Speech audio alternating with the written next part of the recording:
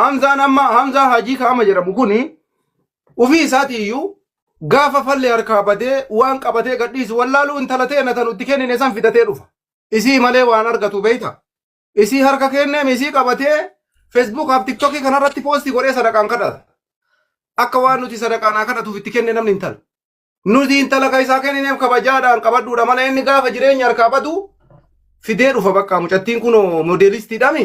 Isii fidee nu poostii godha bakka ittiin funaannata jechuu bara. Amma akkanaa kana akka sheekaroo irra dubbatu. Intala teena nu adeebisu hunda'u. Maal jechuu? Namni gaafa namni kabajaa ofirraa fuudha sii gala.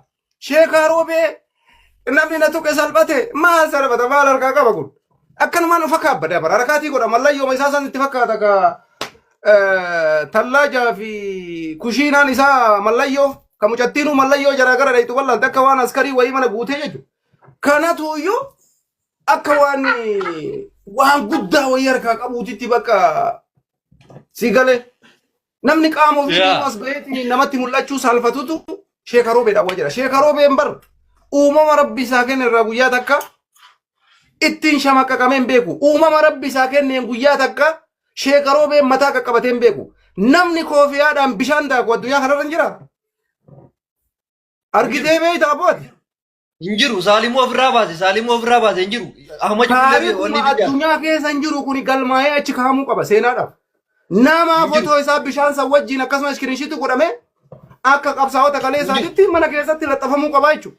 Namni horii haadha keeffadhu Ahmad wayita mana rifeensaa Oromoo nyaate namni akkamitti nama uumaa rabbi sii kenne saalfattee mallayyoo matarra kaattee bishaan daa'itu. Wanda jedhan Ahmad dhageeffadhu mana rifeensaa wayita dhabu. Galgala galgala murteedhaan mana cufsiisee magaarra jaaga deebisee akka durriyyee wanni hin qabu akkasii murteedhaan. Rabbiin kaameeraa mana keessaa dambanyaa akkasii murteedhaan. Balaa rabbi afaan buuse barmuchattii rabbuma dandeessise. Bannaati dhiyootan isaan teestaatti bu'ee jedhan bannaati. Hunda jedhan dhiyootan dhageenyeeru masarachaa. Jalaabaaf nobbo. Amma dhagayila nuti warra har'a sheekaroo beetti iyyuu hunda isiituu ni beeyna. Dhugaa sitti ma dhagayila ati amma baaliyyoo beeytu uummata kana. Ani isaan kana wajjin ture miidiyaa kanarratti wanti nuun hin jedhamin hin jiru. Namni irratti mee fakkeenya sheekaroo bee fudhadhu ati. Atiin har'a jirtu kuni bor abbaa qabeenyaa ta'uu dandeessa. Qaamaanis furdachuu dandeessa. Hiyyummaa namni wajjin dhalatu hin jiru obboleessa. Dunyaallee namni wajjin dhalatu hin jiru. Uumama keetiin nama si arrabsu ammoo bifti kee akkana maarre yartu namummaa iyyuu hin qabdu. Barabboo akka itti jarri isa arrabsan. An torbee kana guutuu obsaa dhaqe. Kanarraa wal jala yaa'eetu magirrisaan kun akkuma awaannisaa sheekaroo bee namni ittiin zammatiin hin jiru. Ittuma gadi dhukkisan. Imala likkii taran amma dhufaniitiin dunyaa akkasii goone jaartii sitti fuune maarree sii goone. Baga itti fuutan galata qabdan garuu deebistee jaartii kan itti fuuteeffate sheekaroo bee irra fincaa'uufi. Gaafa barbaaddee dhuftee arrabsuufi naasuu duuji jechuunifi akka nama gargaarteerta.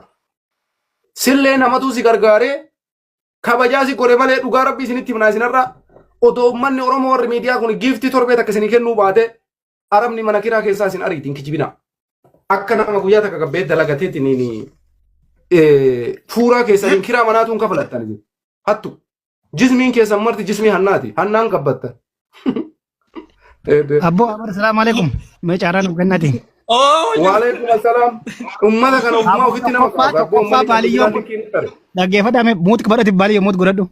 Tokkoffaa jarri baaliyyoo kun edatti wacaa ture baaliyyoo maa jira ture mana sana keessa dhaqee mataa ni nyaate maal mataa si nyaate namni ni iyyooma ni kaa waan barbaade sheekaroo been waan isatti mul'ate gochuu danda'anu Hamzaa Maseena Hamzaa ashitti Maseena waggaa meeqa mucayyoo ulmoo garaa gochuu dadhabee wajjin itti duulani kana nama godhani kana ka jaartii ofii jechuudha jaartii ofiitu jaartii hadha waggaa lama bira ciisa waa takka qaallettiin akkasuma qallattee deemti qaallettiin namallee moodeleessi kana Maseena jaartii nama gootanii sheekaroo bee ismaartii dabar du'aa isaarra qabirii isaarra jedhe kufiyyaallee gubbaa keenya qabbarre sheekaroo been ismaartii dabar sheekaroo been ismaartii wallahi ofirra ni deebisa qaallichi taniifuu kana dura Usame kana dura maana rasul. Ulfa qabdi jamaa ulfa qabdi Engada video wala barre wajjin gabbani hin qabdu wata ka qallaan talle kuma durani kuma lumutte kuma burji khalifa jettin talona malle kiyya masena.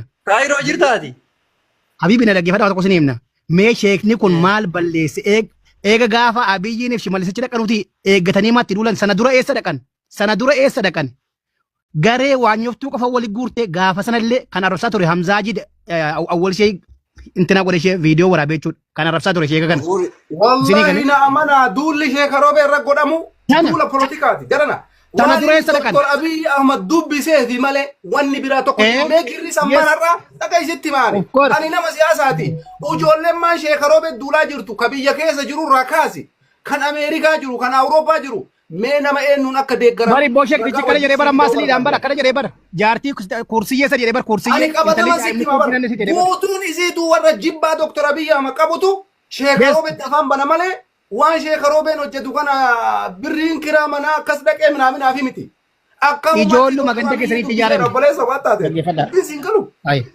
Baali yoo dhaabadhaa nama Sheekh keessanitti qoosina warra balkaa baay'ee si dhaga'ee sillee mana asliitti. Amma likkii taran torbee takka guutuu qabaa kenninee fi jirra. Nama Sheekhaa ijaan bu'ina. Booda jechuudha.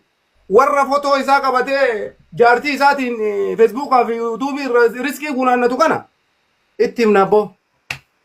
Amma Sheekh Gobbaan bor gasini baa Sheekh Gobbaan bor gasini baa taanu eega. Sheekh Gobbaan illee ni dhufa amma bor ni agartanii akka dachiisee. Sheekh Gobbaa. Wallahi laazim. Sheekh Gobbaa kachi laalini dhiisi kachiisa. Namitti maseena biyya bakka keessatti dhiyoo galma jaartii feesbuuk dhabde. Sadaqaa kan akka irra dhaabatu goona jechuudha. Akkuma isaaniitiin deebinee Sheekh Roobee tuquun kenna salphinna akka isaan jedhan. Wanni balaa kana fide shaqaalaa biyya Arabaa teessu harka rukuttee fi abaaboo darbite. Sanayi intinaa godhan. Boori. Aboo mara keeffata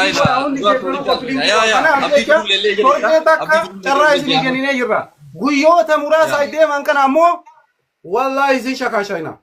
Kumaatama isin gayyaafna ammoo beeka akka isin miidiyaa kanarratti Sheekh Roobee afaan bantan kana torbee dhuftu tanarraa eeggadha. Eega isin barbaachise jechuudha. Kabajaa diddaniimi sadaqaan gaafa isin irraa dhaabatteen boo'inaa malee.